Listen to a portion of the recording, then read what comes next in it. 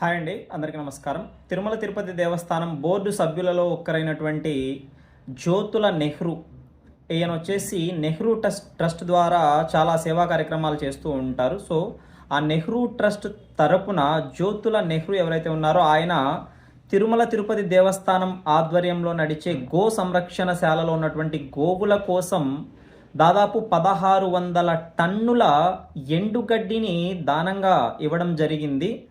అయితే ఈ 1600 టన్నుల ఎండుగడ్డిని 180 లారీల్లో తీసుకురావడం జరిగింది. 1600 టన్నులు అంటే దాదాపు 16 లక్షల కిలోలు అని చెప్పచ్చు. సో ఈ సందర్భంగా తిరుమల తిరుపతి దేవస్థానానికి అదనపు ఈవోగా ఉన్నటువంటి వెంకయ్య చౌదరి మాట్లాడుతూ, సనాతన ధర్మంలో అతి ముఖ్యమైనటువంటి విషయం గో సంరక్షణ. కాబట్టి గో సంరక్షణ అనేది ప్రతి ఒక్కరూ కూడా బాధ్యతగా తీసుకోవాలి. గో సంరక్షణ కోసం చేస్తున్నటువంటి ఉద్యమంలో ప్రతి ఒక్కరూ కూడా భాగస్వాములు అవ్వాలి. అప్పుడే ఈ దేశంలో ధర్మం విలసిల్లుతుంది అనేసి ఆయన చెప్పారు. ఈ కార్యక్రమంలో తిరుమల తిరుపతి దేవస్థానానికి సంబంధించినటువంటి సభ్యులు భానుప్రకాష్ రెడ్డి కావచ్చు, ఇలా చాలామంది పాల్గొనడం జరిగింది.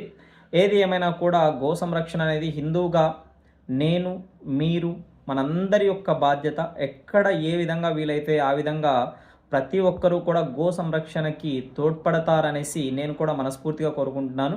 మరిన్ని అప్డేట్స్ కోసం ఈ వీడియోకి లైక్ చేసి మా ఛానల్కి సబ్స్క్రైబ్ చేసుకోండి. Thanks for watching.